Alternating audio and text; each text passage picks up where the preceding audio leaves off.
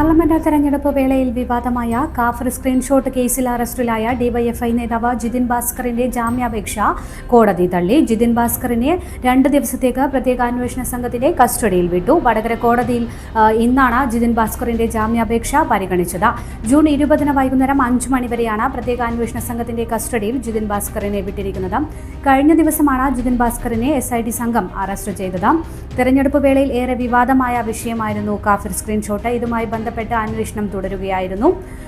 ആരാണ് ഈ ഒരു സ്ക്രീൻഷോട്ട് നിർമ്മിച്ചതെന്നത് സംബന്ധിച്ച കാര്യങ്ങളിലാണ് ഇനി അന്വേഷണം നടക്കുക. കൂടുതൽ ചോദ്യം ചെയ്യലിനായാണ് ജിതിൻ ഭാസ്കറിനെ SIT സംഘം കസ്റ്റഡിയിൽ വാങ്ങിയിരിക്കുന്നത്. ജിതിൻ ഭാസ്കറിന്റെ അറസ്റ്റുമായി ബന്ധപ്പെട്ട വിവിധ സംഘടനകളുടെ പ്രതിഷേധം ഉയർന്നിരുന്നു. കഴിഞ്ഞ ദിവസം ഡിവൈഎഫ്ഐ വടകരയിൽ പ്രതിഷേധം സംഘടിപ്പിച്ചിരുന്നു. പോലീസും മാധ്യമങ്ങളും ഉൾപ്പെടെ സർക്കാരിന്റെ നേതൃത്വത്തിൽ നടക്കുന്ന കൂട്ടുകെട്ടാണ് ഇത്, ഭരണകൂട ഭീകരതയാണ് എന്നതുൾപ്പെടെയുള്ള കാര്യങ്ങളാണ് ഡിവൈഎഫ്ഐ ആരോപിച്ചിരിക്കുന്നത്.